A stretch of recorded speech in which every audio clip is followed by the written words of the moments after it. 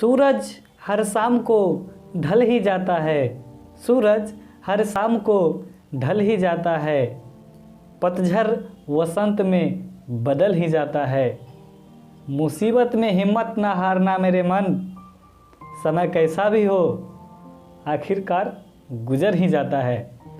दोस्तों, मैजिक मसाला से मैं हूँ अरुण और आज आपके लिए लेकर के आया हूँ एक महत्वपूर्ण कहानियाँ, जो कहानियाँ हमारे बिरजू काका की है। बिरजू काका एक जंगल में लकड़ी काटने का काम किया करते थे।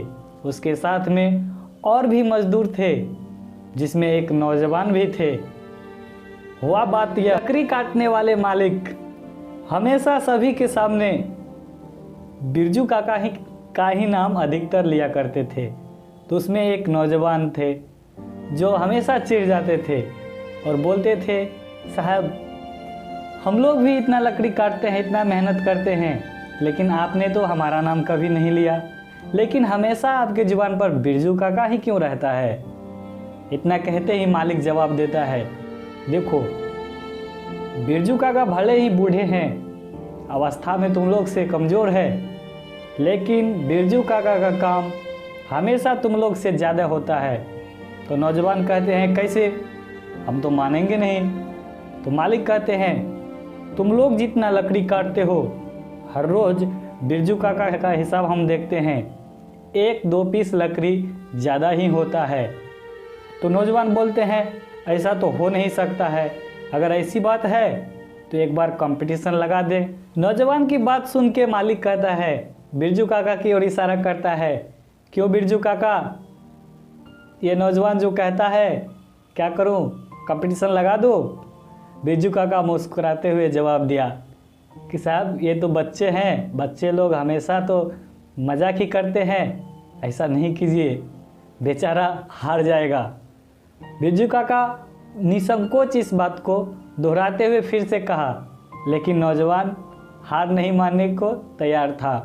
उसने बोला कि साहब आज तो कंपटीशन होनी ही चाहिए। तो बोला, ठीक है, आज का काम ख़त्म करो, कल तुम लोग आओ, पूरा तैयार होगे, तुम जितने टीम हो सब अलग अलग अपने जगह काम करेगा और बिरजू काका जिस तरह काम करता है उस तरह ही करेगा। हुआ भी यही। सुबह होते ही सब समय पे हाजिर हुए और अपने काम में लग गए। बिरजू काका ठीक अपने काम में उसी तरह लग गए जिस तरह रोज़ आराम से काम करते जाते थे। जब तक वो 6-7 लकड़ियाँ काट लेते थे, तब तक दोपहर तक बिरजू काका का मात्र 4 से 5 या 3 लकड़ियाँ ही काटते थे और फिर वो आधा घंटा आराम करने के लिए चल जाते थे।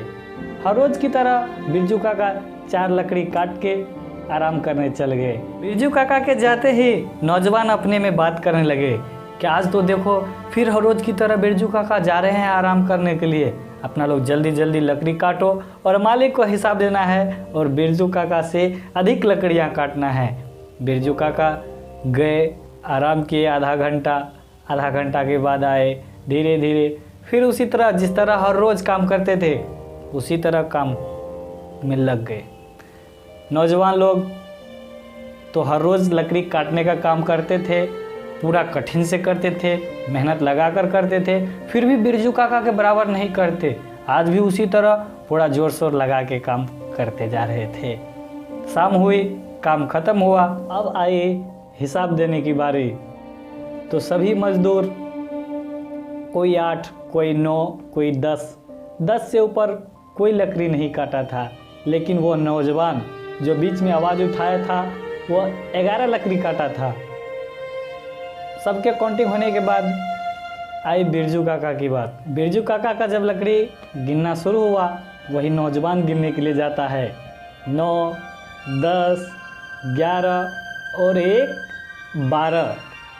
बिरजू काका हर रोज़ 11 ही लकड़ी काटते थे, लेकिन उस नौजवान को दिखाने के लिए उस एक ज़्यादा किया और कंपटीशन में जीतने के लिए भी एक लकड़ी ज़्यादा काटा था। मालिक उससे देखकर खुश हुआ, क्योंकि मालिक के मन में हो रहा था खुशी कि आज हमारे बात का विजय हो रहा है, हम जो बोले थे वो सही हो रहा है। मालिक मन में खुशी से बिरजू काका को 1000 का इनाम दिए बात यही ख़त्म नहीं हुआ। नौजवान अपना हार स्वीकार करते हुए बिरजू काका को प्रणाम करता है और कहता है, काका हम अपना हार स्वीकार करते हैं, लेकिन जब तक आप एक बात नहीं बताइएगा हमें चैन नहीं मिलेगा। काका बताइए कि आप तो दोपहर तक मस्ती में लकड़ी काटते हैं, कोई जल्दीबाजी नहीं करते हैं और उसमें भी आधे घंटे आराम के लिए जाते हैं, फिर आराम से आते हैं और लकड़ी काटते हैं, फिर भी हम लोग से ज़्यादा लकड़ी कैसे काट लेते हैं? आप तो हमसे कमज़ोर भी है, उम्र में भी बहुत ज़्यादा है, तो फिर ये कैसे संभव हो सकता है? हम कैसे मानेंगे?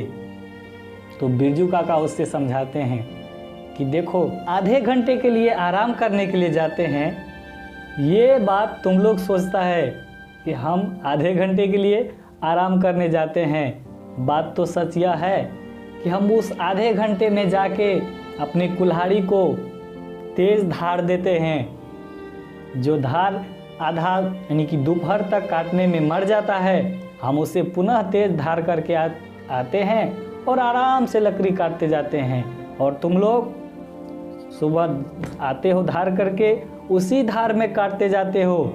हमारा तो कुल्हाड़ी का धार तेज़ रहता है, इसीलिए तुम लोग से ज़्यादा लकड़ी काट पाते हैं। तो यह बात उसे समझ आया और यह बात दिमाग में बैठाया। यह कहानी आपको इसलिए सुनाया हूँ कि आप भी इस कहानी से कुछ सीखिए कि अपने काम की शैली को चेंज करते रहे। आप जो भी काम करते हैं उस काम में कहीं न कहीं एक धार की ज़रूरत होती है। समय समय पर धार देते रहिए, देखिए ज़िंदगी में एक अच्छी सफलता ज़रूर मिलेगी। दोस्तों, अगर आप यह हमारी कहानी की वीडियो फेसबुक पेज पे देख रहे हैं तो प्लीज़ पेज को लाइक कर देना और शेयर कर देना। अगर आप यूट्यूब पे देख रहे हैं तो प्लीज़ चैनल को सब्सक्राइब कर लेना, ताकि हमारे इसी तरह के और भी कहानी सुनने को मिले।